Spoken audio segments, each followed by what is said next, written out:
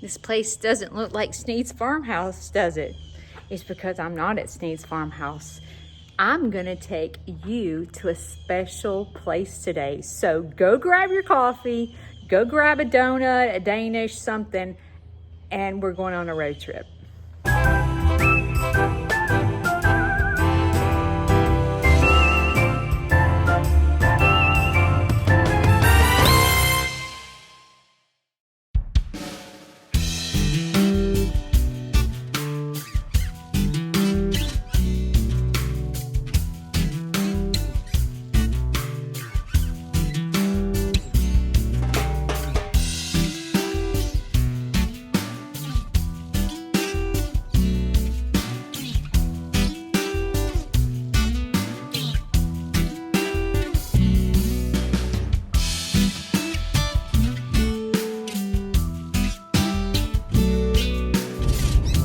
I bet you're wondering where we're going.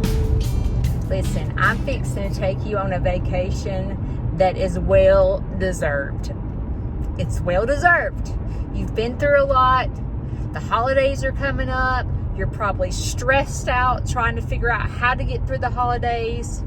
And your Aunt Judy's fixing to take you to a nice, relaxing place.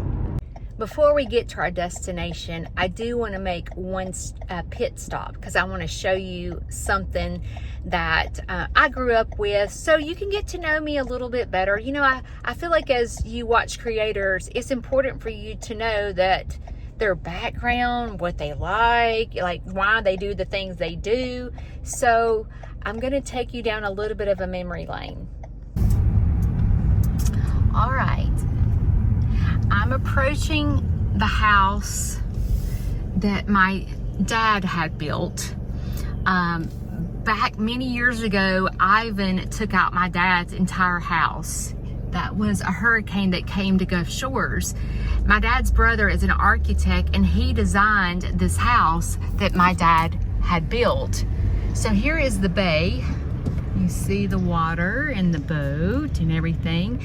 And this is the house that was my parents, my dad and stepmom, right here. I spent many of days and weekends and summer at this house. Thank you for, you know, sometimes my dad has passed away. Larry that lives with me is my stepdad. My dad passed away in 2012. My mom passed away in 2008. And sometimes when you ride by, you know, your childhood home or your parents' home, it brings back a lot of memories. And I will tell you that I'm very thankful that you are here with me as I went past that house. And thank you for allowing me to show you that. So now on to our destination. When Ivan took out their home, the insurance company made my parents build on big stilts. So they had to build up. Well, my parents were elderly and they had my grandmother living with them. So they had to put in an elevator because they had to build the house on stilts. And my grandmother couldn't get in the house on the steps because you saw the big front porch and all the stairs on the front porch. And so my dad installed that elevator, and as kids we thought that was the coolest thing that my dad had an elevator in his house. This is a place I used to visit all the time as a kid. It's a gift shop, souvenir shop, and there is another gift shop over here called Souvenir City, and it has a big shark. And as a kid, we used to always go in there and get t-shirts and airbrush t-shirts and some type of souvenir when we came down here. Can y'all take a guess where we're going? Oh, isn't it beautiful? I'm taking you guys to the beach today. How about that? Isn't it gorgeous? All right, go get your suntan lotion. We're fixing to go here. Are y'all as excited as I am to go to the beach today? It's a bit different from the couch or where you live, and maybe up north where it's freezing cold, or maybe at the farm where you're scooping poop. Today it is almost 80 degrees here in Gulf Shores. So, and here I am in a sweater because I'm used to 50-degree weather. But let's go to the beach and talk. Isn't it, see the seagulls? Isn't it gorgeous? Right. And I'll still the palm trees.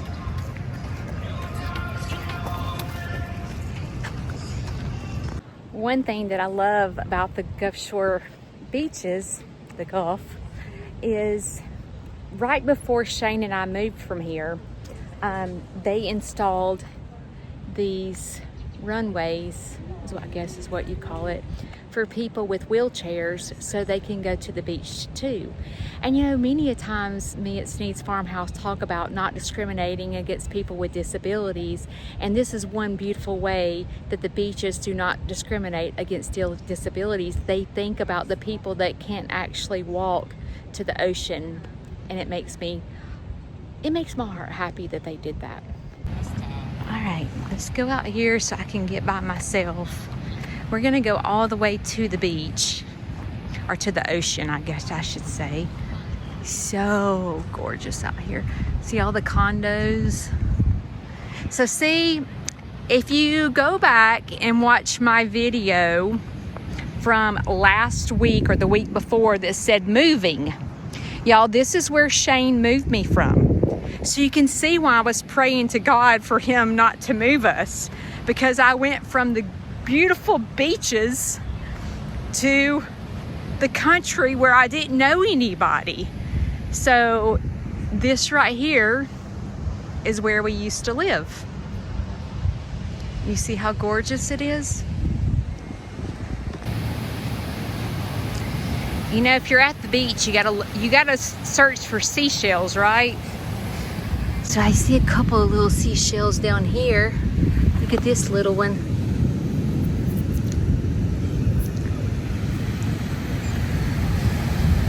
Isn't that sweet? I'm gonna put that in my pocket.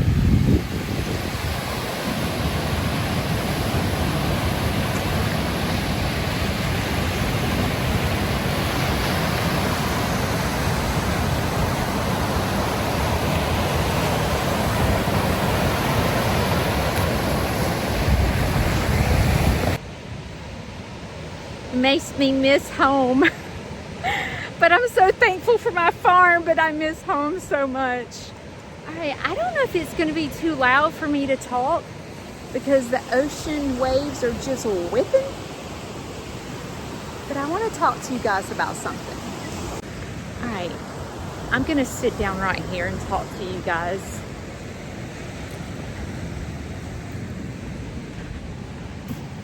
Welcome to the beach. Listen, I want you to pull up and sit here beside me, and we're gonna talk. This week, Lester with I'm a Survivor, he's a channel that I look up to and that I respect, and that I sort of want to be like I look up to him and Jamie. And he had made a post about Christmas, and I said that normally I'm not looking forward to Christmas because Christmas is a sad time for me. And many people commented under my comment and talked about how sad they were at Christmas as well. So today I want to talk about it because Lester asked me to. And out of someone that I respect, I want to answer the question. As the holidays approach, many of us find ourselves alone. We find ourselves without family, or maybe our family's passed away. Maybe your family's in an argument. Maybe you got family on drugs and you can't get around them, which is what I deal with. There's many of things that happen when the holidays approach. And as I begin to tell this story about the holidays, I hope that I encourage you to not sit it out this Christmas holiday. I hope that I will help you get on the right dancing shoes so that you can go out and make a difference and have the best Christmas yet. When I was young, Christmas was so special. My parents were divorced when I was 5 years old. So I don't really know any different. Like a lot of people that come from divorced families, they said, I hate going to my mom's and then my dad's family. I liked it personally. I didn't have a problem being shuffled around Christmas Day, going to family. I enjoyed it. I guess maybe it was for selfish reasons because we got presents everywhere we went, right? So us kids, we didn't mind going to dad's or mom's or grandparents because we got spoiled rotten. But Christmas memories for me was because I lived with a single mom. We used to, on Christmas Eve, we would pack up and go to my mom's parents, which was my grandparents. And we would spend the night with them on Christmas Eve, and we woke up Christmas morning to Santa Claus. My grandmother would make this big, huge breakfast. She used to make hamburger gravy. And I remember waking up to the special breakfast and Santa Claus and Christmas songs. And it was just, I had a wonderful childhood with Christmas. As time went on, the first person that we lost in my family was my grandfather, and I was in high school when we lost him. So we kind of had to learn a different way of doing Christmas. Well, then, as we got older and moved on to our own houses and everything, my crazy mom, I was 30 years old getting Santa Claus, okay? Like, mom was all about Christmas. I mean, the whole house was decorated. I'm talking from the toilet, the toilet cover on the toilet seat had Santa Claus on it. The shower curtain was Santa Claus. She had a big old tree. We would come in with our kids for Christmas, and mother would have presents from one side of the house to the other. But the most special thing to me was my stocking. Mom knew how to play Santa Claus, y'all. I was a girly girl. So she would do a stocking, and I'd have nail polish and makeup and jewelry and all kinds of just girly stuff. So my stocking was my favorite thing. It was every Christmas was so much fun with my mother. I think I'll get up and walk down the beach a little bit. I gotta remember where I'm at. All right. Grab my purse. So my mother ended up having a brainstem stroke at the age of 52. And my mom was bedridden for 11 years. And she passed away in 2008, choking on a hot dog.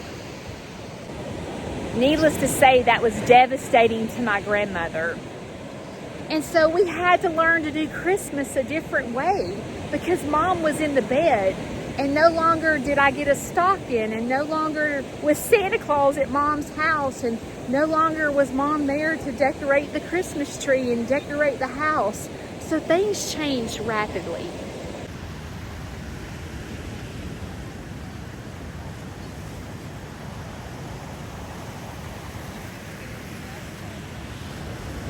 See those little seagulls? So things changed rapidly. Well, then my dad passed away, and things really changed when he passed away, because when we would go to my dad's and stepmom's house, dad was no longer there. So we had to learn to do Christmas a totally different way.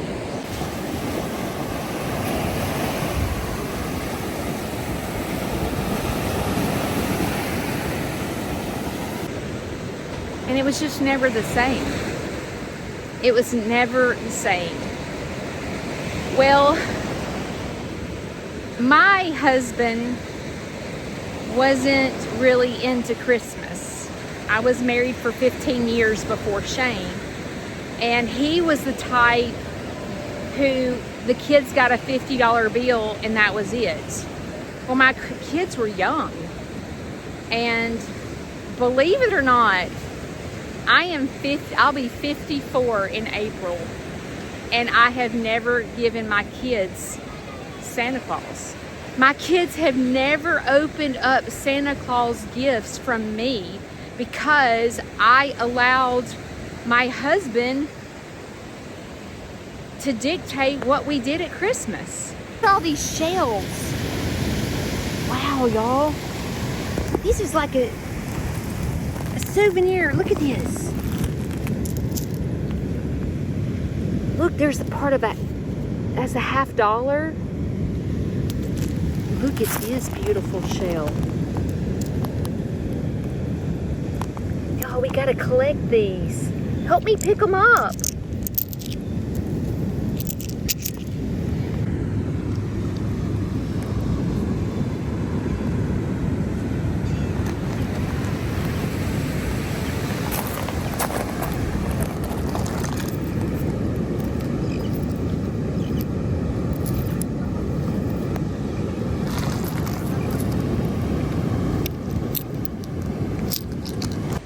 We always searched for a sand dollar, and it was so cool when we would find sand dollars.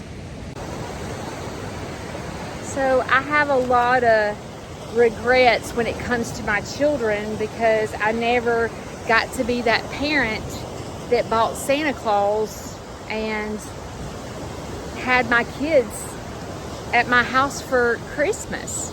I always would let them go to their dads because their dad and stepmother bought Santa Claus, and I didn't want my kids to do without. So I have a lot of guilt and a lot of hurt and a lot of regrets when it comes to Christmas. Look at this big old shell that I found. It's huge. Look at all these shells. Oh my gosh, y'all. I'm finding myself wanting to pick up shells. I miss the beach. So anyway, when it comes to Christmas, I'm reminded that my mom's not here. My dad's not here. My grandparents have passed away. You know, I'm reminded that I didn't give my kids Christmas, and I regret it. I don't have a family, really. I mean, the only family that I have now is my stepmom, my stepdad, and my one brother, and my children. And I haven't made new traditions because I can't find myself, now that I have grown adult kids. If you're a parent, you're gonna get me, but it's hard to get everyone together at the same time because they have friends and they have spouses and they got to go to their parents, and it's hard to get your kids together. And I feel sad every single Christmas until I met you. I'm being serious. Last Christmas, I shared with y'all my Christmas testimony, and you guys flooded me with gifts, and most of the gifts were stocking gifts, and I literally sat at the table and cried my eyes out opening presents because I never dreamt in a million years that people that have never met me would care enough about me to send me a gift. So last year things were a little different because I was so grateful. I forgot about all the negative because I was concentrating on all my gratefulness that people would do that for me. And this year is going to be totally different as well. I've learned when it comes to Christmas that it's important to take care of yourself, because if you don't, you're going to find yourself depressed. You're going to find yourself mad at your family. You're going to find yourself mad at your kids or mad at your spouse because your spouse doesn't live up to your expectations of what Christmas should be like. And you find yourself just grieving at Christmas. This year, as it approaches, I want you to listen to me. I want you to think about how to make your own self happy by blessing someone else. Just like this year, you guys have sent all these gifts to the group home. So my Christmas is going to be made this year because I get to be there when all the group home people open their presents. And that's going to make my Christmas. So, again, as the holiday season approaches, think about, first of all, you need to take care of yourself. Go do something that you wouldn't normally do. Whether it's buy yourself something, go get your hair done, go buy a new pair of shoes, go do something for yourself. Don't wait for your spouse to buy something. If you want some hunting gear, if you're a hunter, don't wait for your spouse to surprise you on Christmas morning, because you might find yourself disappointed. It's important to take care of yourself. And oftentimes, we've been taught to do for others that it's selfish to do for ourselves. And I'm here to tell you right now that I want you to do something for yourself. Okay? Don't put up your Christmas tree for other people. Put it up for yourself. If you like having a tree, do it. Put it up for yourself. Do you hear me? Go make cookies for Santa. Okay? Go do it. And go bless someone with those cookies.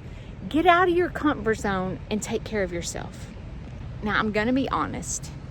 I'm going to be honest, because I don't want to sit here and sound like some kind of rock star, right? I want you to know that even though I take care of myself, I go buy myself something, I give back, like with the group home, I'm still struggle when Christmas comes around. And that's okay. Allow yourself to grieve. Grieve the loss of a child, a loss of a parent, a loss of a grandparent, a loss of a spouse. Allow yourself to grieve, because that's normal. But just don't allow yourself to get stuck in grief. Okay? I will tell you, over the past 2 years since I've met you, you've changed my life. You have, do you understand? I don't think you do. You, on social media, have changed my life. I have met some of the nicest people I have ever met in my life.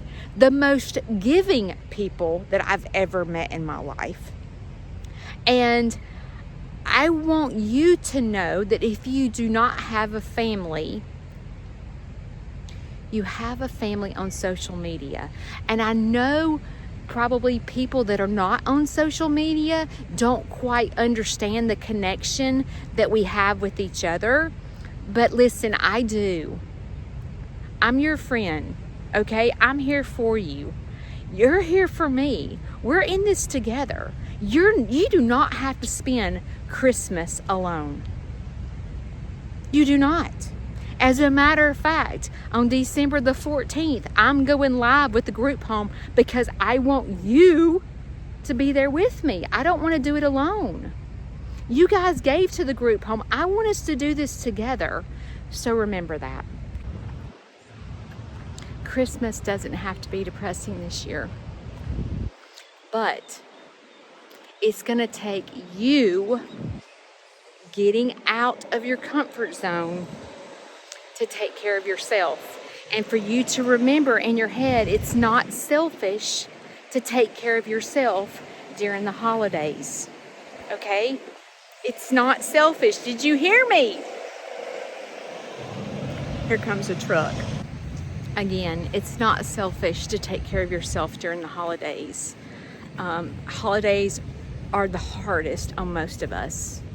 Most of us have been through death and broken families, kids that don't talk to us. We've all been there, and it's depressing.